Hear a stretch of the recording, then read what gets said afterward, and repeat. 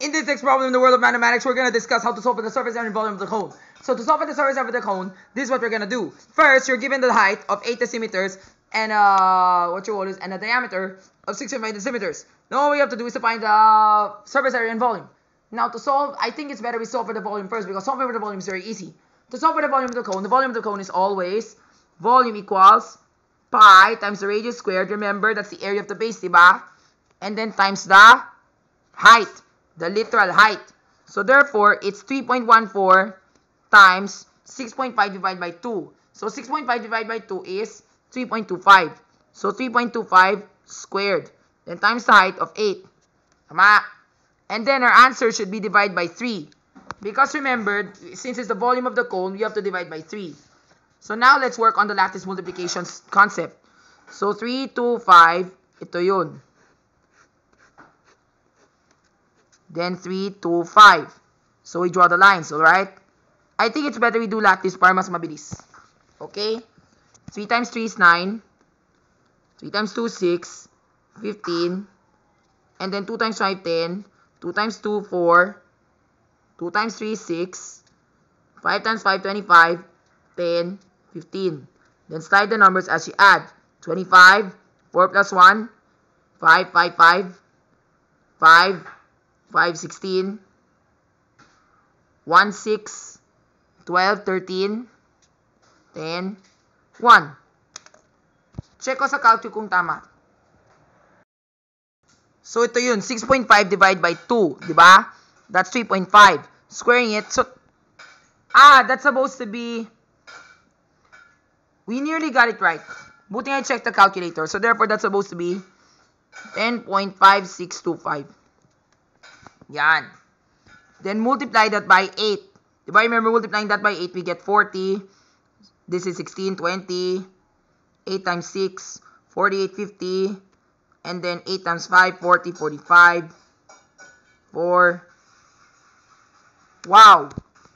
84. Let's see. Times 8. So, tama, we should get 84.5. Which will make it easier to multiply with 3.14. So 3.14 times 84.5. We know we're supposed to get 3 decimal points placed in the end. So this is 1570. This is 1256. And then this is 2512. Alright? So add up the numbers. 13. 13 again. 5. 6, 2. Then we add. So now let's multiply that by 3.14. So tama. 226. Gets ko na kung bakit mali. There were 3 decimal places pala that I moved. Kasi what you all this, I did it this way eh. Ay wait, dapat 3.14 pala. Tama, 265.33. So yun po yung sagot. And then the last thing we have to do is to divide. 265.33 divided by 3. Because remember, since we're solving for the volume of the cone, we have to divide. So therefore, this becomes 8, 24, 25, 8 again, 24, 13, 4, 12. So yeah, we divide by 3. So we should get 88.43333. So therefore, the volume is 88.44333. That is the volume of the cone in cubic decimeters. Alright? Okay, so therefore, that's the volume. Now, if we were to convert that into cubics, if we want to convert that to liquefied units, the first thing we need to do is to convert that to ml. So how do we do that? First, we do this. 1 decimeter, diba? Deci is 100 to 10 cm. But cubing it because it's volume, diba? So you have to cube both sides of the equation. So 1 deci cubed is equivalent to 10 cubed is 1,000. So 1,000 cm cubed. So therefore, we have to multiply that by our answer here by 1,000. Diba? So therefore, multiplying that by 1,000, we get. Diba, when we're multiplying that by 1,000, we have to shift the decimal place 3 places to the right, which makes it 443.3 square centimeters. Cubic centimeters pala. So yan. And then 1 liter is equivalent to 1,000 ml. So we have to divide by 1,000 again. So tama, that's equivalent to 88.433 liters. Same pa rin, walang nagbabago. Yun. But don't celebrate yet, because that's not the only thing we're gonna do.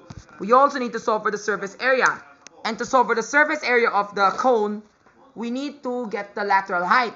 Remember, pi, that's 3.14 times the radius, that is 3.25 times the slant height. Although the slant height were not given, but we can play the game called the Pythagorean theorem in order for us to get the slant height or the lateral height. Remember, the Pythagorean theorem goes like this, di ba?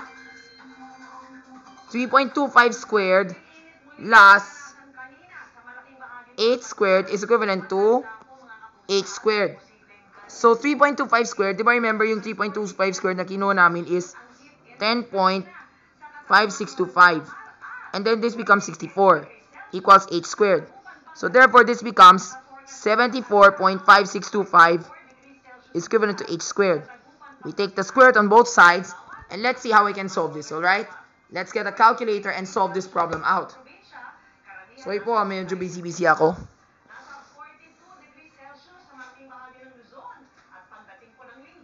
So yan. Yan. And then our answer, 74.52625. Yan, the slant height is 8.634 or 8.65. So yan. So ang H namin ay 8.65. So yan. So now we have pi times the radius. Diba remember 3.14 times 3.25, diba? 1570, 1628, 942. Then add 15, 10,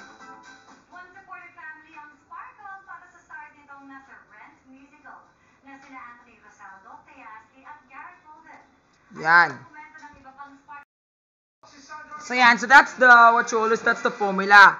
So pi times the radius squared, diba 3.25, that's radius squared, diba? Wait. I just got a bit distracted. Radius pala, diba? Pi times the radius times the lateral height. So dapat we're supposed to get 10.205. Then times the slant height, which is 8.65. So therefore it goes like this.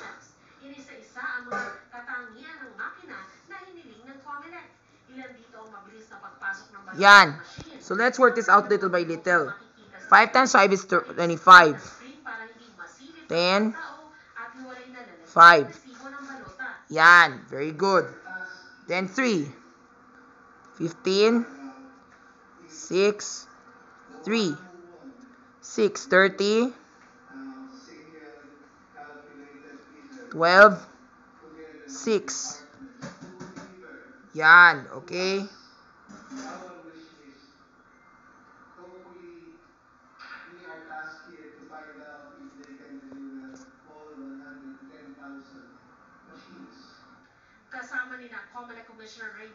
And then 8, 40, 16, 8. Now we add 5, 7, 1, 10, 12, 11. Tama. Then we put a decimal point. So yun. Let's check kung tama. So diba remember we have 3.14, that's pi. So 3.14 times the lateral height, 8.65. Yeah, we got a very strange answer. That's why that's not supposed to be the answer, alright? So therefore, yung 3.14 times 3.25, that's supposed to be 10.25. Then times the lateral height of 8.635. Tama! We're supposed to get this answer, 88.120125. And that is the surface area of the cone. But that's within the slope. So therefore, we have 88.120175 plus the area of the base. Remember what's the area of the base of the cone? The area of the base is 3.14 times 3.25 squared. Diba? That's the area of the base. Diba remember you solved for that kanina? So, yan.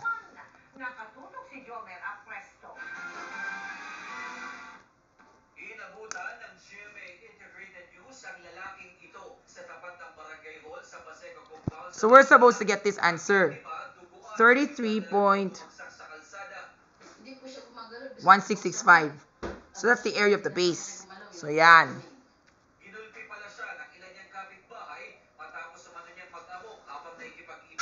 If I were to solve this manually, ganito yung solution. Wait lang po ah. This might take a long time. So, this is, ano to?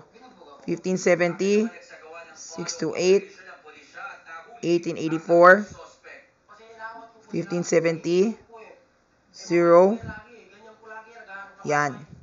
Then we add 0, 5, 5 plus 2 plus 1, 6 plus 2, 8, 12, 2 plus 6, 8, 16, 16, 11, yan. So that's the correct answer.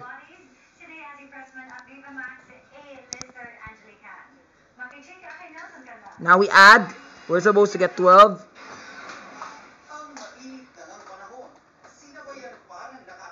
This is 4, 6, 8, 2, 11, 12. So tama.